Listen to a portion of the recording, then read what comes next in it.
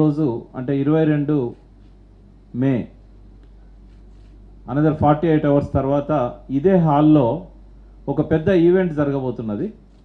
So national convention on rejuvenation of Krishna river, Krishna నది పునరుజ్జీవం గురించి జాతీయ సదస్సు. ఇది డే లాంగ్ జరుగుతుంది. మార్నింగ్ 10 గంటలకి దీన్ని హరీష్ రావు గారు, భారీ నీటిపారుదల శాఖ మంత్రులు, వారు దీన్ని ప్రారంభిస్తారు. ఈవినింగ్ ముగింపు సమావేశానికి అర్బన్ డెవలప్మెంట్ మున్సిపల్ శాఖ మంత్రులు కేటీఆర్ గారు దానికి చీఫ్ గెస్ట్గా వస్తున్నారు. సో ఈ సదస్సు దేనికోసం పెడుతున్నాం, అదేవిధంగా లక్ష్యాలేంటి, ఇంకా ఎవరెవరు ఈ సదస్సులో పాల్గొన్నారనే విషయాన్ని పత్రికల ద్వారా ప్రజలకు తెలియజేయడం కోసం, అదేవిధంగా ఎలక్ట్రానిక్ మీడియా ద్వారా ప్రజలకు తెలియజేయడం కోసం ఈ ప్రెస్ మీట్ అనేది నిర్వహించడం జరుగుతున్నది. సో ఈ సదస్సుకి ముఖ్య అతిథులుగా వస్తున్న ప్రముఖులు వాటర్ మ్యాన్ ఆఫ్ ఇండియాగా పేరు పొందిన రాజేందర్ సింగ్ గారు. వారి గురించి అందరికీ కూడా పరిచయమే. మెగసెసే అవార్డు విన్నర్, అదేవిధంగా Stockholm water prize award winner, అంటే అది నోబెల్ ప్రైజ్తో సమానమైన అవార్డు రాజేందర్ సింగ్ గారికి లభించింది. వారు భారతదేశం గర్వించదగ్గ వ్యక్తి. రాజస్థాన్లో 7 నదులను పునరుజ్జీవింపజేశారు వారు గత 30 సంవత్సరాల్లో. సో వారి అనుభవాలే కాకుండా ఈ కార్యక్రమాన్ని మొత్తం వారే దీన్ని ముందుండి నడిపిస్తున్నారు. అదేవిధంగా పృథ్వీరాజ్ సింగ్ అని జైపూర్కు సంబంధించిన నాయకులు, ఆయనే వరల్డ్ వాటర్ కౌన్సిల్ దానికి గవర్నర్గా భారతదేశం నుంచి ఉన్నారు. మొన్న ఈ మధ్యనే బ్రెజిల్లో వరల్డ్ వాటర్ ఫోరం జరిగింది, 8వ వరల్డ్ వాటర్ ఫోరం. ఈ వరల్డ్ వాటర్ ఫోరం నిర్వహించింది world water council. United nations, world bank లాంటి సంస్థలు, అనేక దేశ ప్రభుత్వాలు అందులో భాగంగా ఉన్నాయి. దానికి మన దేశం నుంచి గవర్నర్గా పృథ్వీరాజ్ సింగ్ గారు ఉన్నారు. వారితో పాటుగా దేశం గర్వించదగ్గ వ్యక్తులు ప్రొఫెసర్ విక్రమ్ సోని, ఆయన శాండ్ మ్యాన్ ఆఫ్ ఇండియా అంటారు. ఈ అర్బనైజేషన్లో భాగంగా క్వాలిటీ ఆఫ్ వాటర్ గురించి, అదేవిధంగా ఈ ఇసుకను రక్షించుకోవాల్సిన అవసరం, నగర నిర్మాణాల ద్వారా నీరు కలుషితం కాకుండా కాపాడుకోవడం, ఇలాంటి రంగాలలో ఆయన గత 40-45 ఏళ్ళుగా కృషి చేస్తున్నారు. ప్రపంచవ్యాప్తంగా పేరున్న వ్యక్తి ప్రొఫెసర్ విక్రమ్ సోని ఢిల్లీ నుంచి వస్తున్నారు. వారితో పాటుగా రోమీ ఖోస్లా అనే వ్యక్తి ఆర్కిటెక్టు. భారతదేశంలో ఉన్న ఆర్కిటెక్ట్స్ అందరూ అతన్ని గురువుగా భావిస్తారు, రోమీ ఖోస్లా. వారితో పాటు విజయ్ పరంజపే అని, తను కూడా గొప్ప సోషల్ వర్కర్, దేశవ్యాప్తంగా పేరున్న వ్యక్తి. వీరంతా కూడా ఆ రోజు వారి నైపుణ్యాన్ని కృష్ణానది పునరుజ్జీవింపజేయడానికి మనం ఏ పద్ధతిలో ముందుకు పోవాలి, ఈ విషయాలన్నీ కూడా వారు ఆ కన్వెన్షన్లో షేర్ చేసుకుంటారు. వీరితో పాటుగా చాలామంది ప్రముఖులు మొత్తం భారతదేశం నుంచి వస్తున్నారు.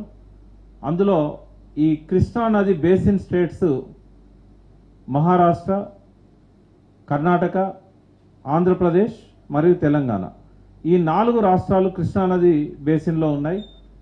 ఈ 4 రాష్ట్రాల నుంచి కూడా పెద్ద సంఖ్యలో ఇంజనీర్స్, నిపుణులు ఈ సభకు వస్తున్నారు కన్వెన్షన్కి. అయితే దీన్ని మేము డెలిగేట్స్కే పరిమితం చేస్తున్నాం.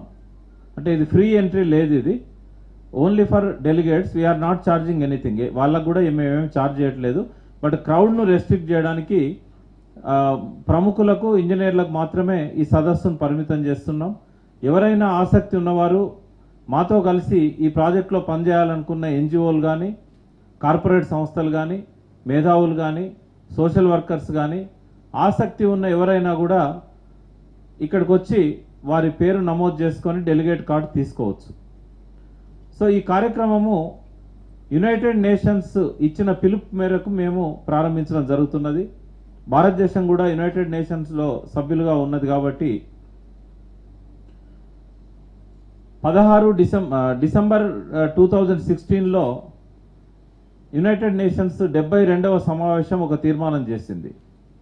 ఈ సస్టైనబుల్ డెవలప్మెంట్ గురించి ఒక వాటర్ డెకేడ్ 10 సంవత్సరాల పాటు మెంబర్ కంట్రీస్ అన్ని కూడా కృషి చేయాలని చెప్పి యునైటెడ్ నేషన్స్ తీసుకున్న తీర్మానం మేరకు ఈ 2018 నుంచి 2028 వరకు ఈ వాటర్ డెకేడ్గా ప్రపంచం అంతా కూడా దీన్ని అనుసరిస్తున్నది. ఈ సస్టైనబుల్ డెవలప్మెంట్ అనేది దీని ప్రధాన లక్ష్యం. దానికి కావాల్సిన ఓరియంటేషను, యాక్షను, తర్వాత ఇదొక ప్లాట్ఫామ్గా చేసుకొని ఇందులో కలిసి వచ్చే సంస్థలన్నింటినీ కలుపుకొని ఈ నదిని పునరుజ్జీవింపజేయడం అనేది ఒక ముఖ్యమైన కార్యక్రమంగా ఈ 10 ఏళ్ల కాలం పనిచేయాలని చెప్పి తెలంగాణ ప్రభుత్వం, అదేవిధంగా మాతో కొంతమంది వ్యక్తులు, ఎన్జిఓలు, సంస్థలు కలిసి పనిచేయాలని చెప్పి నిర్ణయించుకోవడం జరిగింది.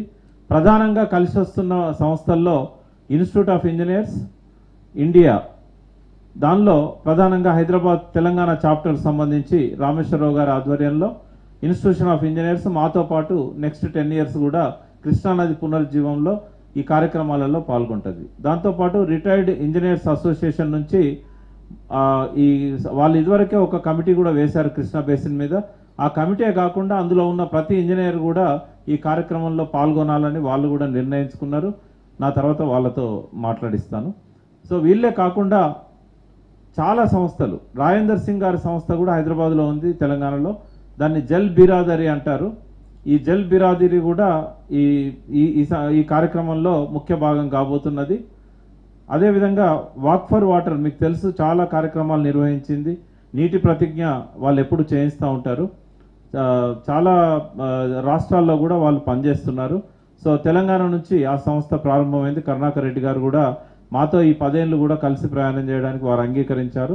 వారితో పాటుగా నేను ముందు పరిచయం చేసిన ఈ ఎన్జిఓ ఆర్గనైజేషన్స్ అన్నీ కూడా. సో దీంతో పాటుగా ఇప్పుడు ప్రభుత్వానికి సలహాదారుగా ఉన్న వివేక్ గారు, వారి తండ్రి సంస్మరణార్థం ప్రారంభించిన వెంకటస్వామి ఫౌండేషన్, ఈ వెంకటస్వామి ఫౌండేషన్ కూడా మాతో పాటు ఈ కృష్ణానది పునరుజ్జీవంలో ముఖ్య భూమిక నిర్వహించబోతున్నది. ఇంకా అనేక సంస్థలు కూడా రాబోయే రోజుల్లో వచ్చి పనిచేయడానికి సిద్ధంగా ఉన్నాయి. ఇంకొక ముఖ్యమైన ఎన్జిఓ సంస్థ modern architects for rural India. వారు కూడా గత 30 సంవత్సరాలుగా తెలంగాణలో మురళీ రామశెట్టి గారి ఆధ్వర్యంలో వాళ్ళు పనిచేస్తున్నారు. వారు వరల్డ్ వాటర్ కౌన్సిల్లో కూడా మెంబర్గా ఉన్నారు. వారు కూడా ఈ 10 ఏళ్ల కార్యక్రమంలో మాతో పాల్గొనడానికి సిద్ధంగా ఉన్నారు. సో మీకు అందరికీ తెలుసు కృష్ణానది పరిస్థితి ఏంది అనేది. మనము బ్రిజేష్ కుమార్ ట్రిబ్యునల్ దగ్గర వాదనలు చూసినట్టయితే లభించే పరిమితమైన నీళ్ల కోసం 4 రాష్ట్రాలు కూడా పోటీ పడుతున్నాయి. ఎవరి హక్కులు వాళ్ళు కోరడంలో తప్పులేదు, కాపాడుకోవడంలో తప్పులేదు. కానీ ఆ నదిని పునరుజ్జీవింపజేయడంలో ఎవరి బాధ్యత ఎంతవరకు అనేది కూడా ఆయా ప్రభుత్వాలు గుర్తించాల్సిన అవసరం ఉంది. ఈ 4 బేసిన్ స్టేట్స్లలో నదిని పునరుజ్జీవింపజేసే కార్యక్రమాలు ముమ్మరంగా జరుగుతున్నది ఎక్కడ అంటే ఆ తెలంగాణ రాష్ట్రంలో మాత్రమే. మనం చేపట్టిన కార్యక్రమాలు క్లుప్తంగా చెప్పాలంటే కృష్ణా బేసిన్లో ఉన్న అన్ని ఉపనదులలో ప్రధానమైంది మూసి.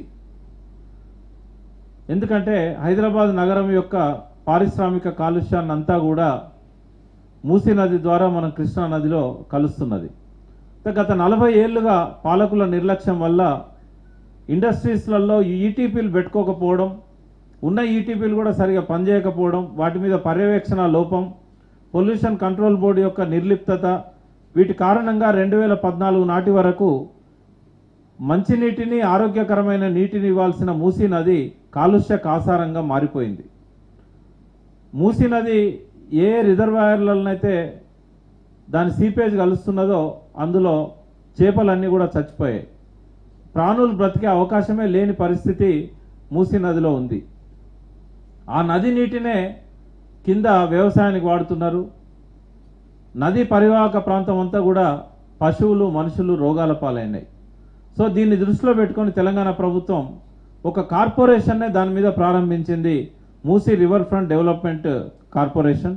దానికి ప్రేమ్ సింగ్ రాథోడ్ గారు దాని చైర్మన్గా ఉన్నారు. వారు కూడా మాతో పాటు ఈ 10 ఏళ్ల ప్రయాణంలో కలిసి రావడానికి సిద్ధంగా ఉన్నారు. రేపటి మీటింగ్లో వారు కూడా ముఖ్య అతిథిగా వస్తున్నారు. సో హైదరాబాద్ మేయర్ గారిని కూడా మేము దీనిలో ఇన్వాల్వ్ చేస్తున్నాం. ఎందుకంటే హైదరాబాద్తో పాటుగా నదీ పరివాహక ప్రాంతం అంతా కూడా పవిత్రంగా ఉంచాలి. మూసీ నదిని దానికి పూర్వ వైభవం తీసుకురావాలి. మన ముఖ్యమంత్రి గారు గౌరవ చంద్రశేఖర్ రావు గారు ఏదైతే సంకల్పించారో మూసీ నదిని సాబర్మతి నది ఫ్రంట్ లాగా తయారు చేయడం, గంగా నది ప్రక్షాళన కోసం కేంద్ర ప్రభుత్వం తీసుకుంటున్న చర్యలన్నింటినీ కూడా మనం మూసీలో చేపట్టాలని చెప్పి 3-4 వేల కోట్లు అవసరమైతే రాబోయే రోజుల్లో ఖర్చు పెట్టడానికి వారు ఒక భారీ ప్రణాళికనే సిద్ధం చేశారు. సో ముఖ్యమంత్రి గారి లక్ష్యాలకు అనుగుణంగా ఈ 10 ఏళ్ల పాటు కృష్ణానది పునరుజ్జీవంలో భాగంగా మూసీ నది పూర్వ వైభవం తీసుకురావడానికి కూడా మేమంతా కలిసి పనిచేస్తామని చెప్పి ఈ సందర్భంగా మీకు తెలియజేస్తున్నాం. మూసీ నది కాకుండా ప్రధానంగా నదికి వచ్చిన సమస్యలు మనం చూసినట్టయితే నా తర్వాత చంద్రమౌళి గారు దాని గురించి కొంత ఎక్స్ప్లెయిన్ చేస్తారు. సో ప్రధానంగా 4-5 అంశాలు మేము ఈ రాబోయే 10 ఏళ్లలో ఫోకస్ చేయాలనుకుంటున్నవి. ఒకటి, కృష్ణానదికి వచ్చి చేరే ఏ స్ట్రీమ్ అయినా కూడా, ఏ వాగైనా ఏ ఉపనది అయినా కాలుష్యాన్ని తీసుకురాకుండా చూడడం. అంటే కాలుష్యం లేకుండా క్లీన్ వాటర్ కృష్ణానదిలోకి రావాలి. రెండవది, అనేక వాటర్ బాడీస్ ఆక్రమణలకు గురైనాయి. చెరువులు కావచ్చు, ఫీడర్ ఛానల్స్ కావచ్చు, తర్వాత వాగుల యొక్క రివర్ బెడ్ కావచ్చు.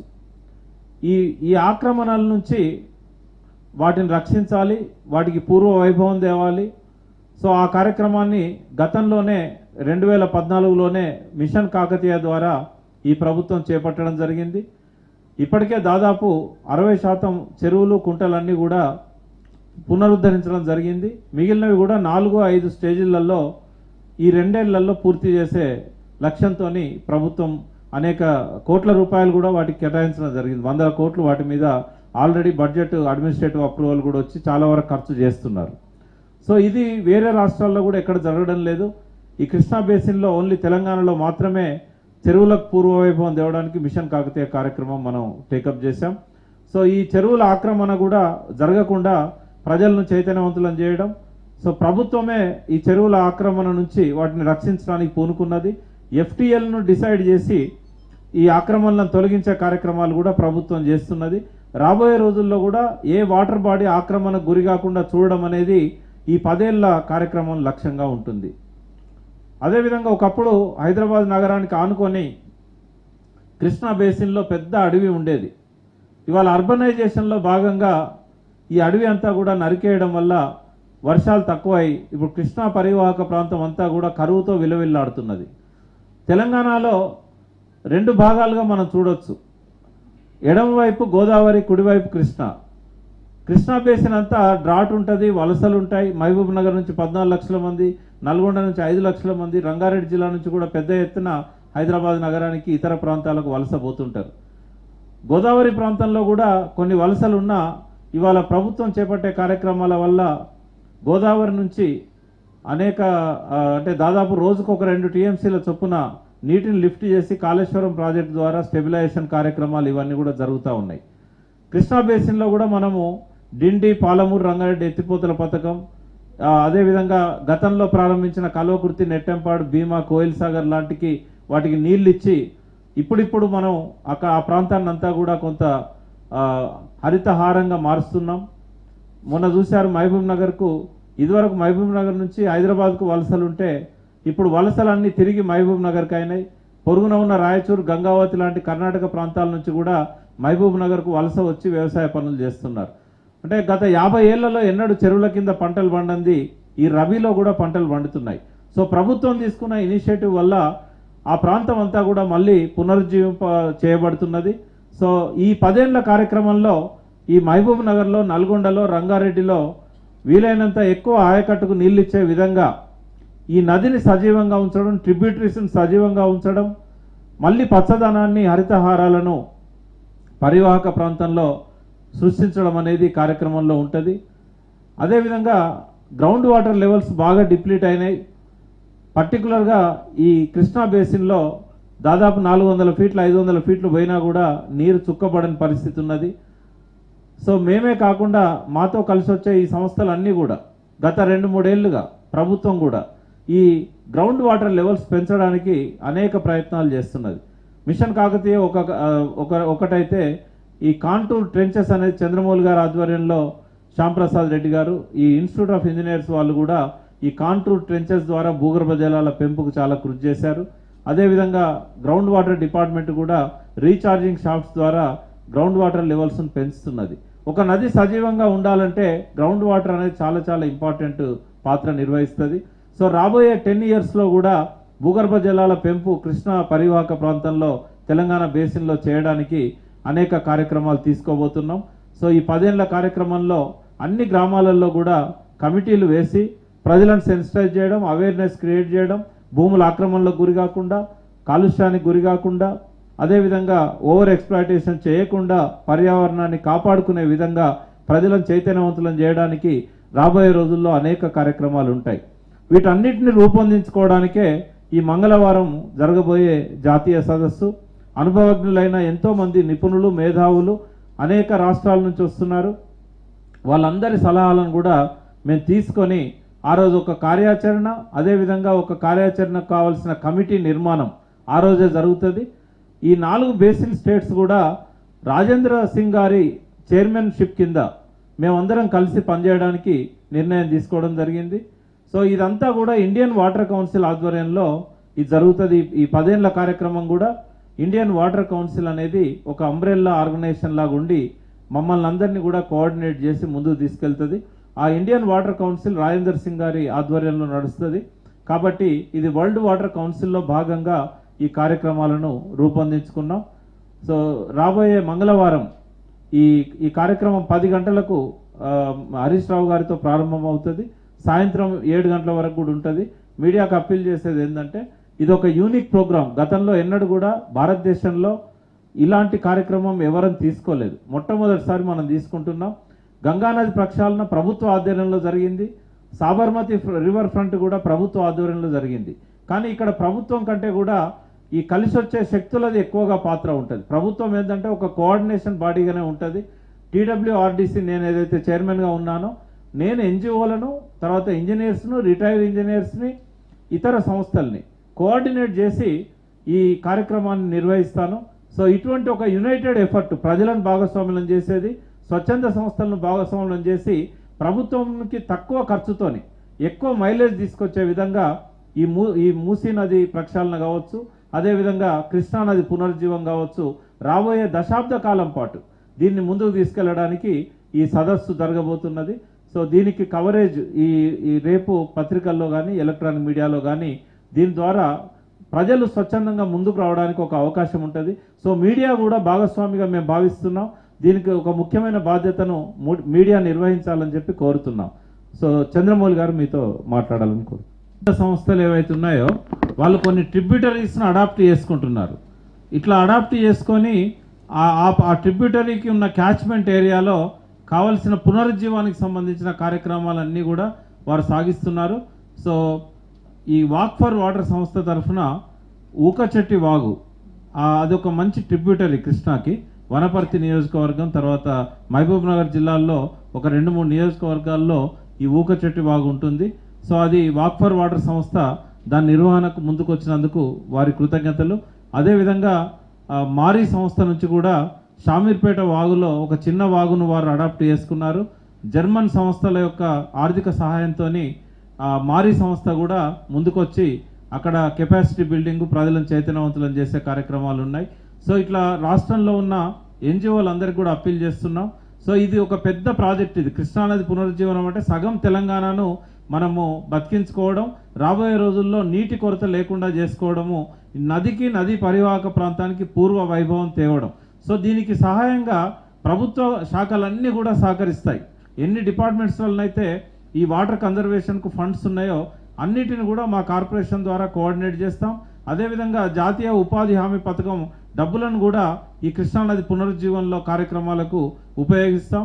వీటితో పాటుగా కేంద్రం నుంచి రావాల్సిన నిధులు దీనికోసం ప్రత్యేకంగా కూడా ఇటు కేంద్ర ప్రభుత్వం, అటు యునైటెడ్ నేషన్స్, ఐక్యరాజ్య సమితి కూడా తన సంస్థల ద్వారా వరల్డ్ బ్యాంక్ కావచ్చు, లేకుంటే యునెస్కో కావచ్చు, యుఎన్డిపి కావచ్చు, వాటి ఫండ్స్ను కూడా రాబోయే రోజుల్లో తీసుకొచ్చి ఇతర పొరుగు రాష్ట్రాల యొక్క ప్రభుత్వాల సహకారంతో మహాబలేశ్వరం నుంచి ఈ కృష్ణానది సముద్రంలో కలిసే అంశల దీవి వరకు దీన్ని అంతా కూడా పునరుజ్జీవింపజేయడానికి ఈ కార్యక్రమాలను మంగళవారం నాడు జరగబోయే జాతీయ సదస్సులో రూపొందించుకుంటాం. దీనికి చాలా ప్రముఖులు రాజేందర్ సింగ్ గారు కానీ, పృథ్వీరాజ్ సింగ్ వారు కానీ వరల్డ్ వాటర్ కౌన్సిల్ నుంచి, అదేవిధంగా విక్రమ్ సోని, రోమి కోస్లా, ఇలా ప్రపంచవ్యాప్తంగా పేరున్న నిపుణులంతా వస్తున్నారు. సో హరీష్ రావు గారు దీన్ని ప్రారంభిస్తారు. మంత్రి లక్ష్మారెడ్డి గారు, అదేవిధంగా planning commission vice chairman Niranjan Reddy గారు, ఇంకా చాలామంది మన ప్రభుత్వం పక్షాన దీనిలో పాల్గొంటారు. ఈవినింగ్ దీని కంక్లూడింగ్ కేటీ రామారావు గారు చేస్తారు. వారు అర్బన్ మున్సిపల్ డెవలప్మెంట్ మినిస్టర్గా ఉన్నారు.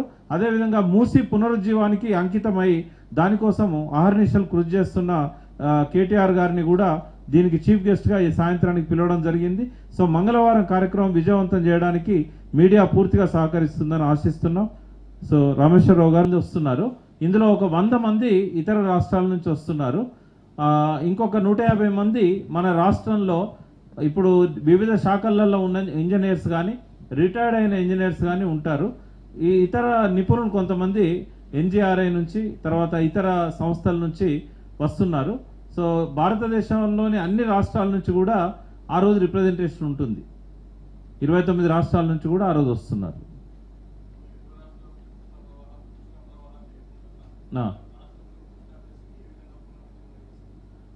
అంటే ఇప్పుడు పునరుజ్జీవింపజేయడం అంటే 2-3 అంశాలు ఉంటాయి. ఒకటేమో పైనుంచి అల్మట్టి నారాయణపూర్ డ్యాంలో వాళ్ళు ఆపుకున్నా కూడా మన దగ్గర పడ్డ ఫ్లోస్ ఏవైతున్నాయో, ఇప్పుడు ప్రకృతి ఎంత మన కాంట్రిబ్యూట్ చేస్తుందంటే ఎక్కడ పడ్డ వర్షపు నీళ్ళు అక్కడ మన అవసరానికి మించి ఉంటున్నాయి.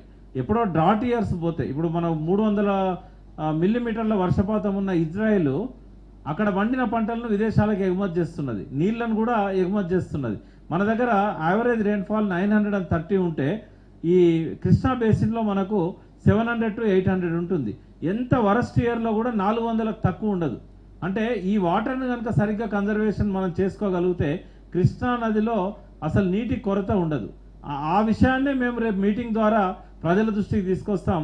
ఎక్కడ పడ్డ వర్షపు చినుకును అక్కడే ఇందాక చంద్రమౌళి గారు అన్నట్టుగా చేసుకోగలిగితే స్వయం సమృద్ధి అనేది సాధ్యమవుతుంది.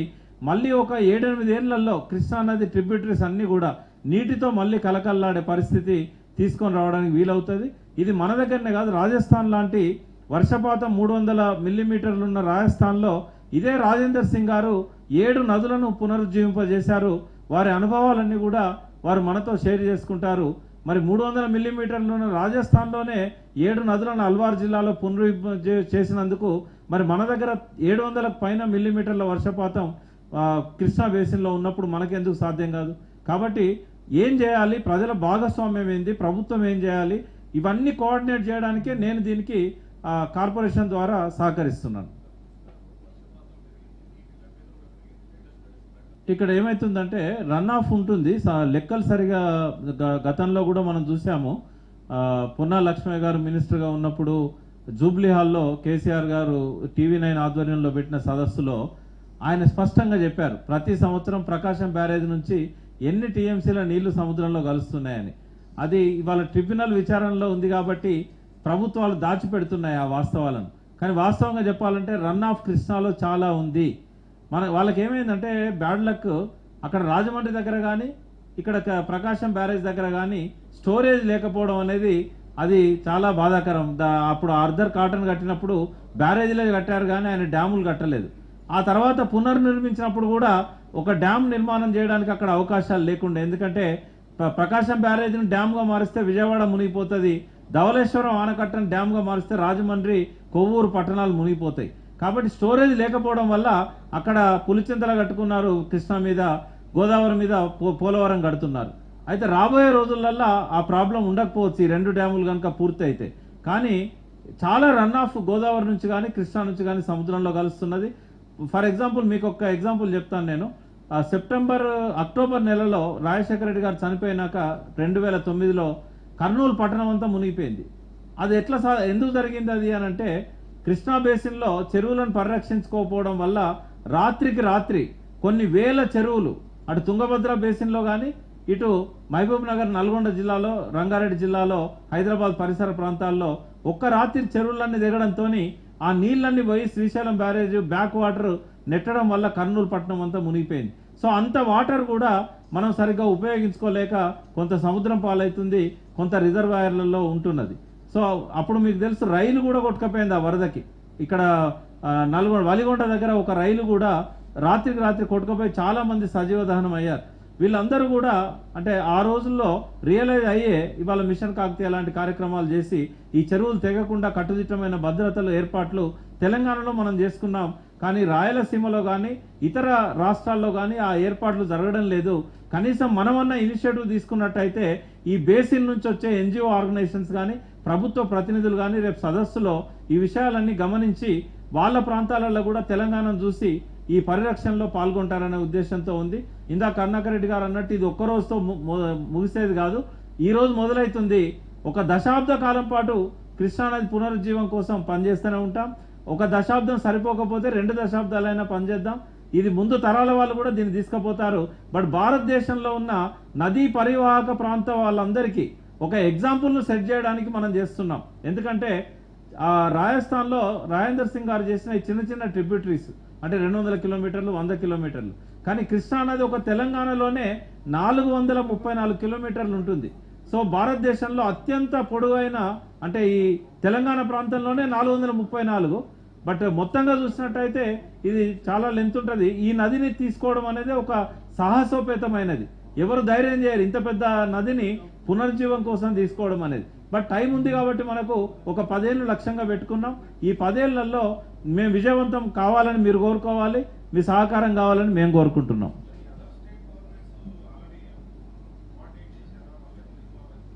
ఇది ఇప్పుడు ఫస్ట్ మీటింగ్. ఇది ఒక యాక్షన్ ప్రోగ్రామ్ డిసైడ్ చేసుకున్న తర్వాత మన ప్రభుత్వం నుంచే అన్ని ప్రభుత్వాలకు లేఖలు రాసి గౌరవ ముఖ్యమంత్రి గారు తర్వాత హరీష్ రావు గారి ఆధ్వర్యంలో అన్ని రాష్ట్ర ప్రభుత్వాలను కూడా దీనిలో ఇన్వాల్వ్ చేసే కార్యక్రమం జరుగుతుంది. ఇప్పటి వరకు అయితే ఇండియన్ వాటర్ కౌన్సిల్లో ఒక తెలంగాణ గవర్నమెంటే ఉంది. ఇంకా మిగిలిన గవర్నమెంట్స్ ఏవి కూడా ఇప్పటి వరకు రాలేదు. ఇది ప్రారంభం మాత్రమే. తప్పకుండా ఈ యాక్షన్ ప్రోగ్రామ్ రూపొందించుకొని అమలు చేసే క్రమంలో అన్ని రాష్ట్ర ప్రభుత్వాలను కూడా మనం ఇన్వాల్వ్ చేస్తాం. కర్ణాటకలో ఇరిగేషన్ ప్రిన్సిపల్ సెక్రటరీ వారు రాకేష్ సింగ్ వారు వస్తామని చెప్పారు. కానీ అక్కడ ఉన్న రాజకీయ సమస్యల వల్ల బహుశా వస్తారో లేదో తెలియదు. బట్ వీ హ్యావ్ ఇన్వైటెడ్, వాళ్ళని కూడా ఇన్వైట్ చేశాం. నెక్స్ట్ మీటింగ్లో మేము అన్ని రాష్ట్రాల మంత్రులను కూడా ఇన్వైట్ చేస్తాం. ఏమంటారు? అంటే మూసీలేమో పొల్యూషన్ సమస్య ఉంది. బట్ మిగతా వాగుళ్ళల్లో నీళ్లు లేవు, వాటర్ ఫ్లోస్ లేవు. దాదాపు ఇక్కడ కనగల్ వాగ్ కానీ హాలియా వాగ్ కానీ తర్వాత కాగ్నా మన దగ్గర మొదలవుతుంది. బట్ అది కలిసేది కర్ణాటకలో. తెలంగాణ ప్రాంతంలో మొదలయ్యే ఏ ట్రిబ్యూటరీలో కూడా నీటి కొరత చాలా ఉంది. ఓవర్ ఎక్స్ట్రాక్షన్ కూడా చాలా కారణం దానికి. ఇప్పుడు చంద్రమౌళి గారు చెప్పినట్టు భూగర్భ జలాలను పెంచితేనే ఆ ఊటలు మళ్ళీ ఆ వాగుళ్ళల్లో ప్రవహిస్తాయి అప్పర్ స్ట్రీమ్లో మనం కనుక చేయగలిగితే. కాబట్టి ఈ కార్యక్రమాలు రాబోయే రోజుల్లో పెంచుతాం. రెండవది మనకు ఒక ఎగ్జాంపుల్ ఏంటంటే చెండూరు బేసిన్ అని ఉంది, ఫ్లోరైడ్ ఏరియా, ఏది నల్గొండ జిల్లాలో. అక్కడ ఒక 26 రీఛార్జింగ్ షాప్స్ చేయడం జరిగింది. వాటి వల్ల ఒక 2 కిలోమీటర్ల పరిధిలో అన్ని బావులలో బోర్లలో భూగర్భ జలాలు పెరిగినాయి. ఎందుకంటే ఇంతకుముందు నీళ్లను తీసుకోవడానికి బోర్లు వేసాం. ఇప్పుడు మన ప్రభుత్వం తరఫున నీళ్లను లోపలికి పంపడానికి అంటే వాగులు దునికి కృష్ణాలో కలుస్తున్న నీళ్లను మళ్ళీ అదే ట్రిబ్యూటరీస్లో ఉపయోగించుకోవడానికి రీఛార్జింగ్ షాప్స్ అని వేస్తున్నాం. ఈ సంవత్సరం 70 కోట్లు ప్రభుత్వం కేటాయించింది భూగర్భ జల శాఖకు. అవి నా ఆధ్వర్యంలో జరుగుతున్న పనులు. అవి ఎన్నైతే కరువు గ్రామాలు ఉన్నాయో అంటే మీరు డార్క్ ఏరియాస్గా రాస్తుంటారు కదా, ఈ వాల్టా చట్టం కింద బోర్వెల్ వేయడానికి అవకాశం లేని, అనుమతులు లేని ఆ గ్రామాలన్నిట్లో కూడా ఈ రీఛార్జింగ్ షాప్ ద్వారా పునరుజ్జీవింపజేయడానికి ప్రయత్నం చేస్తున్నాం. కల్వకుర్తిలో కూడా ఒక 52 రీఛార్జింగ్ షాప్స్ చేసి ఇప్పుడు 21 పూర్తయినాయి, మిగతా కూడా పూర్తవుతున్నాయి. ఈ విషయాలన్నీ కూడా రేపు మీటింగ్లో నేను షేర్ చేసుకుంటాను.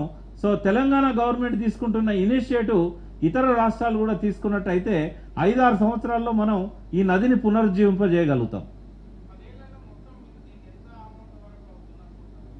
అమౌంట్ లెక్కలేం లేవు, ఎందుకంటే సర్వే జరగాలి. ఇప్పుడు ఫస్ట్ ఏంటంటే మనకు డాటానే లేదు ఇప్పటివరకు. ఏ రాష్ట్రానికి డాటా లేదు మనకి. అంటే ఎక్కడ కేవలము సిడబ్ల్యూసి వాళ్ళ గేజింగ్ పాయింట్స్ ఒక 3 ఉన్నాయి తెలంగాణలో. ఇప్పుడు ప్రతి వాగు మీద ఫ్లోస్ ఎంత ఉన్నాయి అనేది లెక్క తీయాలి. లేవు, కేవలం ఒక 3, అందులో ఒకటి కృష్ణానది మీద ఉంది, రెండేమో ఒకటి మూసీ మీద ఉంది, ఇంకొకటి హాలియా వాగు మీద ఉంది. హాలియా మూసీలో మాత్రమే ఎంత వాటర్ సముద్రంలో మన కృష్ణానదిలో కలుస్తుంది లెక్కలు ఉన్నాయి. అవి CWC సెంట్రల్ వాటర్ కమిషన్. ఇప్పటి వరకు ఆ లెక్కలే లేవు మనకు. ఏ వాగులో ఎన్ని నీళ్లు ప్రవహిస్తున్నాయో లెక్కలు లేవు. ఇవన్నీ కూడా డాటా కలెక్షన్ కూడా ఒక ఇంపార్టెంట్ పార్ట్ అవుతుంది. మేము ఇన్స్టిట్యూట్ ఆఫ్ ఇంజనీర్స్ లాంటి సంస్థల సహకారాన్ని తీసుకునేది ఇటువంటి టెక్నికల్ పనులన్నీ కూడా చేయడం కోసమే. సో ఇంకొక 5-6 నెలల లోపల మనకు ఎంత ఖర్చు అవుతుంది, ఏ ఇయర్ ఎంత బడ్జెట్ పెట్టుకోవచ్చు, యాక్షన్ ప్రోగ్రామ్ ఏం తీసుకోవాలి. కేవలం ఇది ప్రభుత్వం మాత్రమే చేయలేదు, ప్రజల భాగస్వామ్యం అనేది చాలా కావాలి దీనిలో. కాబట్టి రాబోయే రోజులలో ప్రజల భాగస్వామ్యంతో దీన్ని పూర్తి చేస్తామనే నమ్మకం ఉంది. వరల్డ్ వాటర్ కౌన్సిల్లో 150 దేశాల భాగస్వామ్యం ఉంది. దురదృష్టం ఏంటంటే భారతదేశమే ఇప్పటిదాకా అందులో భాగం తీసుకోలేదు. మొన్న వరల్డ్ వాటర్ కౌన్సిల్ బ్రెజిల్లో సమావేశం అయితే ముఖ్యమంత్రి గారు, ఇరిగేషన్ మినిస్టర్ గారు నన్ను పంపించారు ఆ కౌన్సిల్కి ప్రభుత్వం తరఫున. ఆడ పోయిన తర్వాత చూస్తే భారతదేశం నుంచి ప్రభుత్వం తరఫున పోయిన ఒకే ఒక్క ప్రతినిధిని నేను కనబడ్డాను. వాళ్ళని అడిగితే ఏమన్నారంటే, ఇది 20 ఏళ్ళు అయింది ఈ సమావేశాలు జరగబట్టి, 20 ఏళ్లలో వచ్చిన ఏకైక ప్రతినిధి మీరని చెప్పారు. అంటే ఈ ప్రభుత్వం, భారతదేశ ప్రభుత్వాలు వరల్డ్ వాటర్ కౌన్సిల్లో వాళ్ళు ఆ పనులను గుర్తించడం లేదు, ఇప్పటి వరకు భాగస్వామ్యం కూడా కాలేదు. ఇంకోటి ఏంటంటే, మేము అక్కడి నుంచి వచ్చిన తర్వాతనే మొట్టమొదటిసారి ఇండియన్ వాటర్ కౌన్సిల్ పెట్టాం. అన్ని దేశాలలో, జపాన్లో కానీ, కొరియాలో కానీ, బ్రెజిల్లో కానీ, చాలా దేశాలలో, చైనాలో 20 ఏళ్ల కింద కౌన్సిల్స్ పెట్టారు వాళ్ళు. అంటే వాటర్ మీద వాళ్ళు చేస్తున్న కృషి మన భారతదేశ ప్రభుత్వం చేయట్లేదు. అందుకే ముఖ్యమంత్రి గారు కూడా ఈ మధ్య ప్లీనరీలో చెప్పారు, 70,000 TMCలు అందుబాటులో ఉంటే కనీసం అందులో ఒక 25% కూడా మనం వినియోగించుకోవడం లేదని. నిజంగా అవసరం ఉంది ఇక్కడ, కానీ బ్రెజిల్కి అవసరం లేదు. ఎందుకంటే ప్రపంచంలో దొరికే మంచినీటిలలో 20% బ్రెజిల్లోనే ఉన్నాయి. అంటే 1/5 వంతు మంచినీరు బ్రెజిల్లో ఉండగా వాళ్ళు కొన్ని కోట్ల రూపాయలు ఖర్చు పెట్టి వరల్డ్ వాటర్ ఫోరం మీటింగ్ పెట్టారు. కానీ మనకు నీటి కొరత ఎదుర్కొంటున్న భారతదేశం కనీసం ప్రతినిధిని పంపలేకపోయింది. 300 మంది మంత్రులు వచ్చారు, 50 మంది మేయర్లు వచ్చారు, 15 దేశాల నుంచి అధ్యక్షులు, ప్రధానమంత్రులు వచ్చారు. కానీ భారతదేశం నుంచి ఒక సెక్రటరీ కానీ, ఒక మంత్రి కానీ ఎవ్వరు కూడా గత 8 ఫోరమ్స్లలో కూడా ఎన్నడూ పాల్గొనలేదు. అందుకే దీని ద్వారా మేమేంటంటే, ఇది ఒక ఇనిషియేటివ్ తెలంగాణ నుంచి స్టార్ట్ అయింది. ఇది వరల్డ్ వాటర్ కౌన్సిల్లో కూడా ముఖ్యమైన పాత్ర నిర్వహిస్తాం రాబోయే రోజుల్లో. యునైటెడ్ నేషన్స్ సహకారం మనకు తప్పకుండా ఉంటుంది. కృష్ణానది పునరుజ్జీవంలో పెద్ద ఎత్తున గ్రాంట్స్ మనము వరల్డ్ వాటర్ ఫోరం ద్వారా, వరల్డ్ వాటర్ కౌన్సిల్ ద్వారా మనం యునైటెడ్ నేషన్స్ నుంచి కూడా రాబోయే రోజుల్లో తీసుకోవచ్చు. చాలా దేశాలు ఈ కార్యక్రమాలకు ఫండ్ ఇవ్వడానికి కానీ, సర్వే చేయడానికి కానీ, డాక్యుమెంటేషన్కి కానీ, ప్రజలలో చైతన్యవంతమైన కార్యక్రమాలు తీసుకోవడానికి కానీ ముందుకొస్తాయి. కాబట్టి ఎప్పుడైతే వరల్డ్ వాటర్ కౌన్సిల్లో తెలంగాణ గవర్నమెంట్ భాగం అవుతున్నదో, అక్కడ ఉన్న 150 దేశాల సహకారం కూడా తెలంగాణ ప్రభుత్వానికి ఉంటుంది.